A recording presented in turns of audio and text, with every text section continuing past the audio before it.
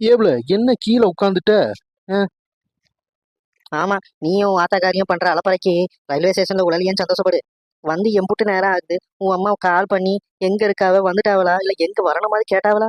அங்க உட்காந்துட்டு போற வர ஆட்களை பார்த்துட்டு இருந்தா என்ன பண்றது நீயே சொல்லு. நீங்க எல்லாம் பேசுவீங்களே, ஒரே இடத்துல பிறந்து அங்கேயே வளர்ந்துட்டீங்களா? அப்படிதான் இருக்கும். நாங்களாம் எங்கேயோ பிறந்து எங்கேயோ கட்டி கொடுத்து இப்படி வந்து நிக்கிறோம். சொந்த மண்ணுக்கு வரும்போது எங்களுக்கு அம்புட்டு ஆசையா இருக்கு. போற வர ஜனத்தெல்லாம் பார்க்கும்போது இவில அங்க பார்த்த மாதிரி இருக்கே, இவில இங்க பார்த்த மாதிரி இருக்கேன்னு தோணும். நாளைக்கு நீ கல்யாணம் பண்ணி உன் புருஷ வீட்டுக்கு போகல, அப்பம் புரியும் இந்த இந்த ஆத்தாக்காரியோட ஃபீலிங்ஸ்லாம். சரி இரு, நான் அவனுக்கு கால் பண்றேன். எப்பாடா, இப்பதான் அம்மா ஒரு நல்ல விஷயத்த பேசியிருக்காங்க. எம்மோ, உன் ஃபீலிங்ஸ் எல்லாம் நல்ல ஃபீலிங்ஸ் தான். எங்க ஃபீலிங்ஸையும் புரிஞ்சிக்க. ரொம்ப நேரம் இங்க உட்கார முடியாது. சீக்கிரம் மாமாக்கு கால் பண்ணி வர சொல்லு. அவிய உன்கிட்ட என்ன சொன்னாவ? சொல்லு, என்ன சொன்னாவ? 2 ஸ்டேஷனுக்கு முன்னாடியே கால் பண்ண சொன்னாவல. நீ இறங்கிட்டு நிதானமா சாப்பிட்டு கிஃப்ட் தண்ணி எல்லாம் குடிச்சிட்டு சாவகாசமா படத்துல கால் பண்ணுவோம் போலயே. கால் பண்ணுவோம். ஹலோ தம்பி, நாங்க வந்துட்டோம்ல, ரயில்வே ஸ்டேஷன்ல தான் இருக்கோம். எங்க இருக்க? ஏக்கோ, உங்ககிட்ட 2 ஸ்டேஷன் முன்னாடி கால் பண்ண சொன்னல. இருக்கட்டும், பரவாயில்ல. அங்க உட்காந்துட்டு நான் ஒரு 10 நிமிஷத்துல வந்துடுவேன். சரியா? அதான் கிளம்பிட்டேன். என்னம்மா சொன்னாரு மாமா? என்ன சொல்லியிருப்பாரு? இவதான் கால் பண்ணவே இல்லையே. கொஞ்சம் பொறுங்க, ஏதோ வந்துட்டு இருக்கேன்னு சொல்லியிருப்பாரு. வேற என்ன? வாங்க அப்படி உட்காருவோம்.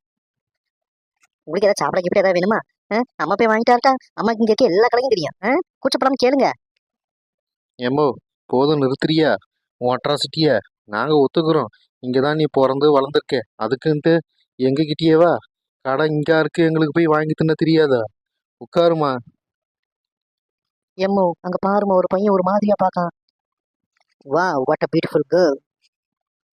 ஐயா ஐயா, இன்னும் இந்த பொண்ணு எம்பிட்டு அழகா இருக்கு. கண்டிப்பா நம்ம ஊருக்காரியா இருக்க மாட்டா. பேச்சு கொடுப்போமா? ஐயோ, பக்கத்துல அவங்க அண்ணங்காரனோ தம்பிக்காரனோ நிக்காம போலயே. இது யாரு? எப்பா, சைனீஸ் கிளைய மாதிரி இருக்க. கிட்ட போனா அடிச்சிருவாங்களோ. சரி, அப்படியே சுத்தி வருவோம். ஐயோ முடியலையே. ஒரு விசில போட்டு பார்ப்போம். ஏ தம்பி, என்ன வேணும் உனக்கு? இங்க நின்று பொம்பளை பிள்ளைகிட்ட கலாட்டா பண்ணிட்டு இருக்கியே என்ன?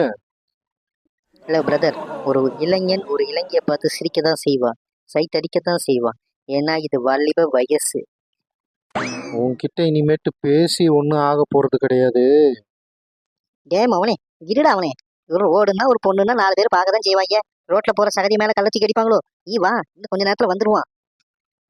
இதோ வரேன் இரு. அம்மா, எதுக்கு சார் அடிச்சீங்க?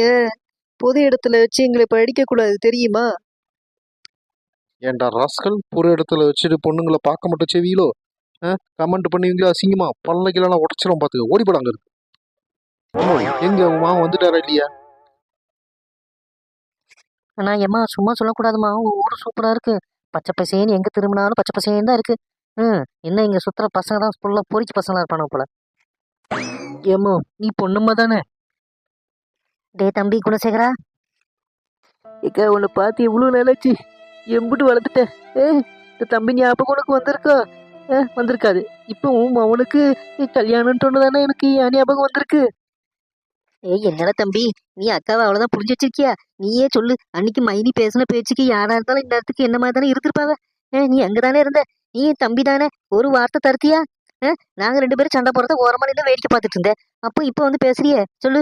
இப்ப நான் என்ன பண்றது? மாமன் நீ ஒருத்தன் தான் இருக்க. சரியா? ஒண்ணு கூப்பிடுறது முறை. நான் கூப்பிட்டு தான் ஆகணும். உன் மேல எனக்கு பாசம் இல்லாம தான் இல்ல. அன்னைக்கு நினைச்சு பாரு, நீ ஒரு வார்த்தை, ஏய் என் அக்காவை அப்படி பேசாதுன்னு ஒரு வார்த்தை சொல்லியிருந்தேன்னா இவ்வளவு தூரத்துக்கு இந்த பிரச்சனை வந்திருக்காரு. சரி வீடு, மைனி வந்திருக்காவளா? இல்லம்மா, அவ வரல. அவ வீட்டுல நமக்கு டிஃபன் கிஃபன் செய்யணும்ட்டு வீட்டுல இருக்கா. பாத்துக்க. நான் என் மவனை கூப்பிட்டு வந்திருக்கேன். வா, வண்டி வெளியே நிக்கி, அவன் அங்கதான் இருக்கான். ஆமா, என் மருமகன் எனக்கு ஆளையே காணுமே. நல்ல வேலை அண்ணன் இந்த கும்பல்ல இருந்து எஸ்கேப் ஆயிருச்சு. அவன் வெளியே தான் நிப்பான். வா, நம்ம அப்படியே போவோம். நேரம் ஆச்சுல. இவர்களும் பசிக்க கிழிச்சுங்கிறாங்க. இங்க பாருங்க, நிக்கா பாரு, இவதான் மருமவ. பேரு மீனா. மீனா, இங்க பாரு மாமே. அப்பேச்சு மாமே மாமே எங்க, மாமா எங்கன்னு கேட்டுட்டு இருந்தல, நான் நிக்காம பாரு. நீ அடிச்சு விடுமா, இன்னைக்கு உன் நேரம். நான் எங்க கேட்டேன். மாமா எப்படி இருக்கிய, நல்லா இருக்கியலா? அத்தை எப்படி இருக்காவ? அத்தையை கூப்பிட்டு வந்திருக்கலாம்ல. ஏன் மருமகளே, நெடு நெடுன்னு வளர்ந்துட்டியே. ஏஞ்சல் மாதிரி இருக்கியேம்மா. வா வா, நம்ம முதல்ல வண்டியில போவோம். போவோம், போறக்குள்ள எல்லாம் பேசுவோம், வா. என்ன மருமவனே, எப்படி இருக்கிய? கோட்டு சூட்டெல்லாம் போட்டு ஆள் பயங்கரமா இருக்கியல. இது கிராமம், இப்படி எல்லாம் போட்டு வந்தீங்கன்னா எல்லாரும் சிரிப்பாங்க. சரி, அது இருக்கட்டும். மாட்டு சவாரி எப்படி இருக்கு? உங்க அம்மாவுக்கு ரொம்ப பிடிச்ச ஒரு சவாரினா அது மாட்டு சவாரி தான். வெல் மாமா, நல்லா இருக்கு. புது எக்ஸ்பீரியன்ஸாகவும் இருக்கு மாமா. ஆமா, எங்க உங்க பையனை காணோம்? வந்திருக்கான்னு சொன்னீங்கல்ல? ஏன் மாப்பிள்ள, அவன் எங்கேயாவது என்ன சுத்திட்டு இருப்பான். அவன் நல்லா படிச்சான் பார்த்துக்க. படிச்சுட்டு வேலைக்கு போனாலும் வேலைக்கு போகாமல் இங்கேயே ஊர் சுற்றிட்டு தரலாம். கேட்டால் விவசாயம் பார்க்கேன் அப்படி இப்படின்னு சொல்கிறான். பார்க்கான் கொஞ்சம் அப்படி இப்படி ஒத்தாவசை பண்ணுறான். அதுக்கப்புறம் பெருசாக ஒன்றும் இல்லைம்மா. இங்கே தான் வீட்டுக்கு வந்துடுவான்னு நினைக்கிறேன். என் கூட தான் வந்தான் பார்த்துக்க. அதுக்குள்ளே ஆளை காணும். ஃப்ரெண்ட்ஸுக்கு வந்திருப்பாங்கன்னு நினைக்கிறேன். ஏம்மா மீனா நீ என்ன பண்ணுற? ஆமாம்மா, நான் எம்எஸ்சி மேக்ஸ் பண்ணிட்டு ஒரு ஸ்கூலில் டீச்சராக ஒர்க் பண்ணிட்டு இருக்கேன் மாமா. வந்த உடனே அட்டெண்டன்ஸ் எடுக்க ஆரம்பிச்சிடாத. கரசா ஓட்டு மைனி பார்க்கணும்ல. ஆமாம், நம்ம தோட்டம்லாம் எப்படி இருக்கு? நான் கேள்விப்பட்டேன் முனுசாமி சொன்னா நீ ஏதோ 2 தோட்டத்தை வித்துட்டியாமே. ஏன் என்னாச்சு? ஏன் அதை ஏன் கேட்க? மைனிக்காரி இருக்காத, அவளுக்கு இந்த மூட நம்பிக்கைலாம் ரொம்ப அதிகம் பார்த்துக்க. இவன் ஜாதகத்தை கொண்டு போய் ஜோசியக்காரன்ட்ட கொடுத்துருக்கான். ஜோசியக்காரன் பார்த்துட்டு இந்த பொண்ணு வந்து கிழக்குல இருந்து தான் வரும், அந்த கல்யாணம் கூட்டிகிட்ட பிறகு தான் வாழ்க்கையில் வந்து இந்த வேலை பிஸ்னஸ் எதாக இருந்தாலும் நல்லபடியாக நடக்கும்னு சொல்லியிருக்கான். அதுக்கு இவ வந்து இந்த நல்ல விஷயம் பண்ணணும், கோயில் கட்டணும் அப்படி இப்படின்னு சொல்லி வந்து 2 தோப்பை விற்கிற மாதிரி ஆகிப்போச்சு பார்த்துக்க. இவன் கிழக்குலேருந்து பொண்ணு வந்தானே மேற்குலேருந்து பொண்ணு வந்தானே, பொண்ணு வந்தால் போதும் கட்ட வேண்டியதானே. அதுக்கு சாமிக்கு நல்லது பண்ணுறேன், கோயில் கட்டணும், வரி கொடுக்கணும் அப்படி இப்படின்னு சொல்லி பாதி தோட்டத்தை அழிச்சு தின்னுபிட்டா பார்த்துக்க. இப்போ இருக்கிறது மிச்சம் 5 தோட்டம் தான். அதை தான் நின்று விவசாயம் பண்ணிட்டு கிடக்கிறது. ஏன் தம்பி, வீடு நல்லதுலேயே ஒரு கெட்டது நடந்திருக்குல்ல. நாங்களும் கிழக்குலேருந்து தானே வரோம். என் பொண்ணு பையனுக்கு முறை தானே. வா அங்கே போய் பார்ப்போம், சரியா? ஏம்மா வாயை முடிச்சு சும்மா இரும்மா. நீ என்ன தம்பி சொல்கிறேன்? உனக்கு சம்மதமாக சொல்லு, பேசி முடிச்சிருவோம். கழுதே இவ்வளோ இங்கே கிடக்கட்டும். அப்போ எனக்கு தெரியும். நல்லா சம்பாதிக்கிறான் பையன். 5 தோட்டத்தோரவெல்லாம் இருக்கு.